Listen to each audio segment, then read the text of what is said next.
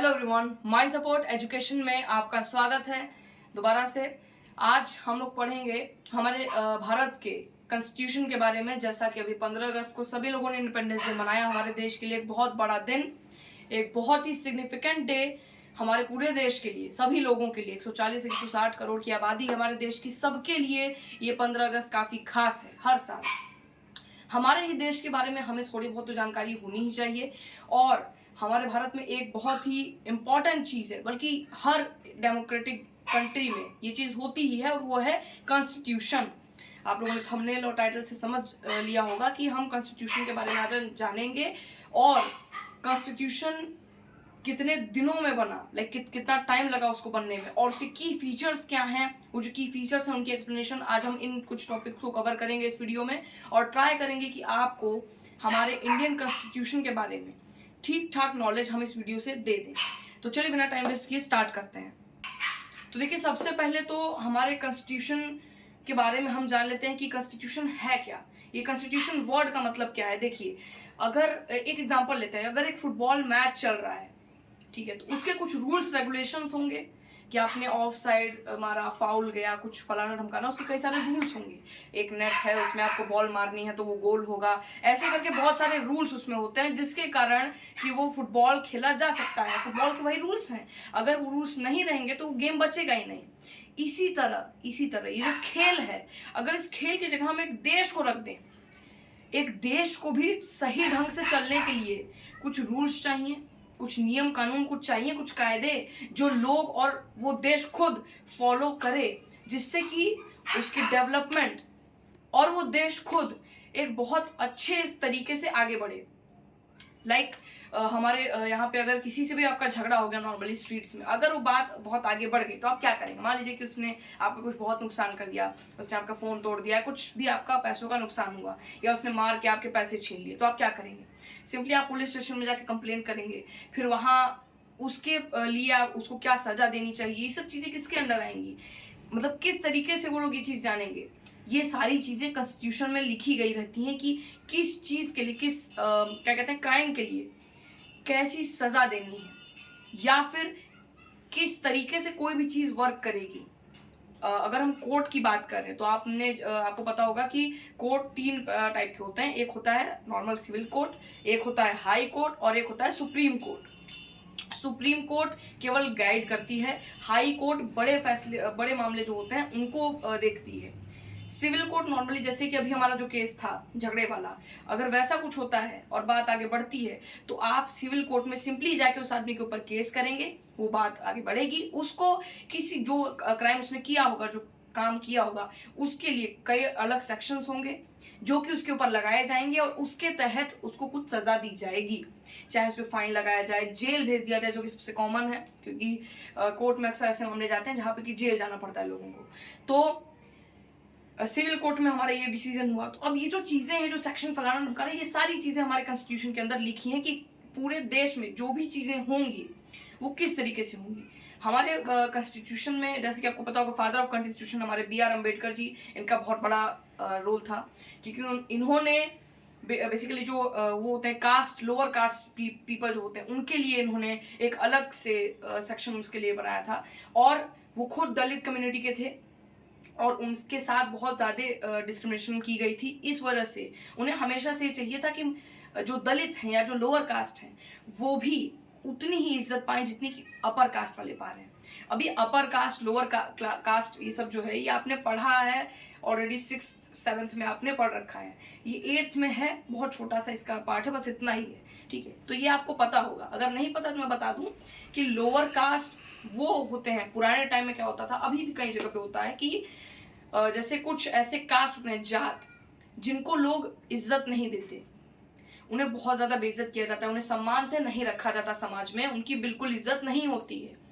लेकिन जो upper caste के होते हैं उनकी बहुत ज़्यादा इज्जत होती है, हाईली रिस्पेक्टेड पर्सन उनको माना जाता है। जैसे कि हमारे यहाँ पे बहुत ज़्यादा इज्जत दी जाती है पंडितों को, ब्राह्मणों को, है ना। और जब आप गाँव में जाएंगे तो कुछ ऐसी जातें हैं, मैं नाम नहीं लेना चाहूँगा, जिनको कि उस नाम को एक गाली के रूप में भी इस्तेमाल किया जाता है। तो ये कितनी बुरी बात है कि किसी के जात का नाम एक गाली के रूप में इस्तेमाल हो रहा है। तो यही चीज़ डॉक्टर B.R. अम्बेडकर को अच्छी नहीं लगी, और उन्होंने कॉन्स्टिट्यूशन बनाने में एक बहुत बड़ा रोल प्ले किया और वहाँ पे लोअर कास्ट के लोगों के लिए उन्होंने बहुत अच्छे से आवाज़ उठाई और उसके प्रति काम किया और उन्हें फादर ऑफ इंडियन कॉन्स्टिट्यूशन भी कहा जाता है, ये आप सबको मालूम है। हमारे कॉन्स्टिट्यूशन को बनने में लगे थे 2 साल 11 महीने और 18 दिन। 2 साल 11 महीने और 18 दिन, यानी लगभग आप मान के चलिए 3 साल। 11 महीने 18 दिन, लगभग 12 साल राउंड ऑफ में मान के चलिए, तो ठीक है। तो लगभग 3 साल लगे थे हमारे इंडियन कॉन्स्टिट्यूशन को बनने में और इसमें बहुत कई सारे मेंबर्स थे जिन्होंने मिलकर इस कॉन्स्टिट्यूशन को बनाया। तो ये तो रही बात हमारे इंडियन कॉन्स्टिट्यूशन के बारे में। अब आते हैं इसके की फीचर्स पे। तो देखिए, हमारे देश की जो पहली एक इम्पॉर्टेंट चीज़ है कि जैसे हम अगर बात कर ही रहे कॉन्स्टिट्यूशन के बारे में, तो एक और चीज़ है कि हमारे देश जब आज़ाद हुआ था 1947 में, फिर 1950 में कॉन्स्टिट्यूशन हमारे भारत का लागू हुआ था। और जब रिपब्लिक डे मनाया जाता है वो इसीलिए होता है कि हमारा भारत अब रिपब्लिक हो चुका है। तो कॉन्स्टिट्यूशन हमारा कब लागू हुआ, किस साल में वो आया कॉन्स्टिट्यूशन हमारे देश में? 1950, ठीक है। 1947 में आज़ाद हुए, वो 3 साल का जो गैप था, लगभग वही 3 साल, 2 साल 11 महीने 18 दिन, लगभग 3 साल वही आपकी मेहनत चली। 1950 में आके कॉन्स्टिट्यूशन बन गया। तो कॉन्स्टिट्यूशन की मेकिंग जो प्रोसेस है उसकी इन्फॉर्मेशन अभी अवेलेबल नहीं है, बट यस, मैं इन फ्यूचर ज़रूर इस पे वीडियो बनाऊंगा। अब आते हैं की फीचर्स पे। पहला की फीचर है हमारे कॉन्स्टिट्यूशन का federalism. Federalism, let me right it, आपको स्पेलिंग पता चल जाएगी। तो ये फेडरलिज्म की स्पेलिंग होती है, मैंने आपको बता दिया फॉर नॉलेज ऐसे ही। फेडरलिज्म का मतलब देखिए ये होता है कि हमारे कॉन्स्टिट्यूशन में चीज़ रिटर्न है कि हमारे इंडिया का जो गवर्नमेंट होगा वो किन लेवल्स में डिवाइडेड होगा, ताकि हर किसी की पहुंच रहे सरकार तक। अब 3 लेवल होते हैं गवर्नमेंट के, आपने 7th में ज़रूर से पढ़ा होगा, नहीं पढ़ा है तो मैं भी बता देता हूँ। 3 लेवल्स होते हैं। सबसे ऊपर यानी सबसे बड़ा लेवल जो होता है, सबसे पहला लेवल होता है सेंट्रल लेवल या यूनियन। सेंट्रल लेवल या फिर यूनियन लेवल कह सकते हैं उसको, सेंट्रल बोलिए इजी रहेगा। तो सेंट्रल लेवल पहला। दूसरा state government. State government, central government, state government. State government में आप जैसे जानते ही होंगे सीएम आ जाता है ना, और बाकी कुछ हमारे मिनिस्टर्स आ जाते हैं। और फिर आता है हमारा लोकल लेवल, उसमें हमारे लाइक डिस्ट्रिक्ट लेवल पे तालुका हो गया है ना, तहसीलदार, प्रधान, फलाना ढमकाना, बहुत सारे होते हैं। तो मेनली जो पूरे देश के लिए जो डिसीजन लिए जाते हैं कुछ लॉज के बारे में, किसी भी चीज़ के बारे में, जैसे हाल ही में अभी दिल्ली में जो स्ट्रीट डॉग्स के लिए सुप्रीम कोर्ट ने लॉ बनाया है, हालांकि बहुत गलत है, सबको गलत लग रहा है, लोग प्रोटेस्ट कर रहे हैं। आपकी क्या राय है कमेंट में ज़रूर बताइएगा। तो जो लॉ था, जैसे कि मैंने कहा था स्टार्टिंग में, कि सुप्रीम कोर्ट गाइड करता है। आगे सिविक्स में ज़रूर मैं एक वीडियो बनाऊंगा पार्लियामेंट और मेकिंग ऑफ लॉज के बारे में, कि लॉज कैसे बनाए जाते हैं, उसकी क्या प्रोसेस होती है, सब कुछ मैं एक्सप्लेन करूंगा। अगर आपको चाहिए ज़रूर से कमेंट में बताइएगा। और ये स्ट्रीट डॉग वाले केस में जो दिल्ली और अब तो शायद राजस्थान में भी उसको लागू कर दिया गया है, इस पे आपकी क्या राय है कमेंट में ज़रूर बताइएगा। तो सुप्रीम कोर्ट गाइड करता है, ठीक है, जैसे कि मैंने बताया था। अब सेंट्रल लेवल गवर्नमेंट, जिसमें कि पीएम, प्रेसिडेंट, ये सब आ जाते हैं। इवन सुप्रीम कोर्ट का भी आप इसमें हिस्सा कह सकते हैं। तो इसमें लॉ बनाना, पूरे देश के पूरी जीडीपी फलाना ढमकाना, विजिट वगैरह सब कुछ सेंट्रल लेवल की गवर्नमेंट देखती है, जिसमें कि हमारे प्रधानमंत्री श्री नरेंद्र मोदी और प्रेसिडेंट द्रौपदी मुर्मू जो कि हाल ही में है, बाकी सुप्रीम कोर्ट वगैरह के जो भी होंगे, है ना।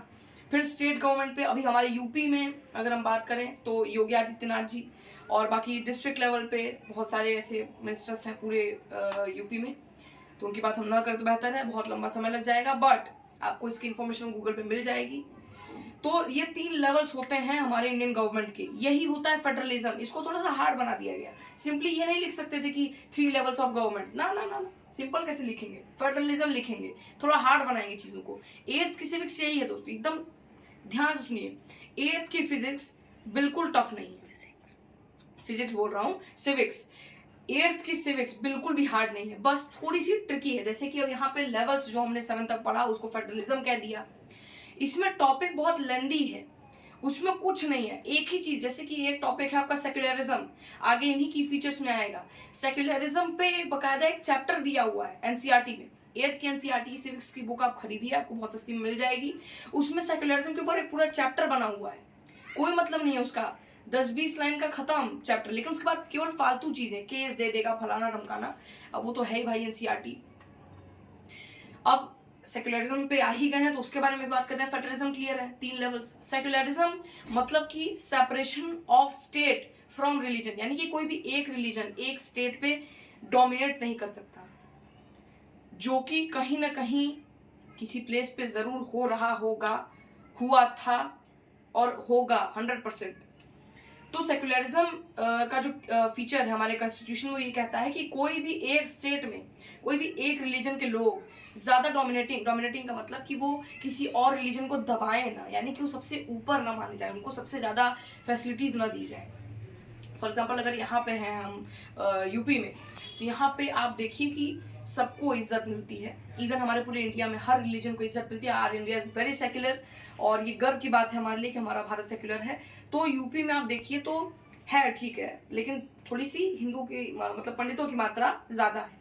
तो अब 2 टॉपिक्स में से बहुत लेंदी वीडियो हो जाएगी, ज्यादा देर रुकना भी ठीक नहीं है। तो अब बाकी की फीचर्स के लिए और जो आप सेक्युलरिज्म की बात कर रहे हैं, इसमें जो बाकायदा एक चैप्टर है उसमें मैं जरूर एक वीडियो अगली बनाऊंगा, एक और पार्ट इसका। और parliament and making of constitution, supreme court and etcetera वाला जो सिस्टम था उसके ऊपर भी एक वीडियो भी आएगी। माय सपोर्ट एजुकेशन पे एक्टिव रहिए। अब वीडियो अच्छी लगी हो तो लाइक करिए, शेयर करिए जरूर से अपने सारे दोस्तों में, बाकी लोगों में, ताकि उनकी भी नॉलेज बढ़े, थोड़ा उनका थॉट क्लियर हो। और ज़रूर से कमेंट में अपनी राय बताइएगा उन केसेस के बारे में। बाकी थैंक यू एंड जय हिंद।